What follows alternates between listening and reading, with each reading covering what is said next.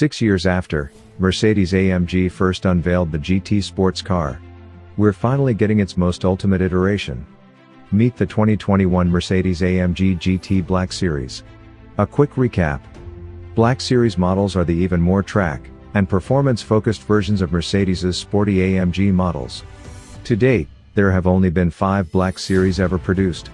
The GT Black Series would make the 6th. Black Series treatment is given only to two-door AMG models. They typically include an increase in power and additional high-performance hardware. The cars are only made in very limited numbers. The GT Black Series also has the most powerful AMG V8 engine of all time. Powered by 4.0-liter bi-turbo V8. Output 720 horsepower and 590 pound-feet of torque. And rocket from 0 to 60 in 3.2 seconds. That makes it a solid competitor for the McLaren 720S and Porsche 911 GT2 RS.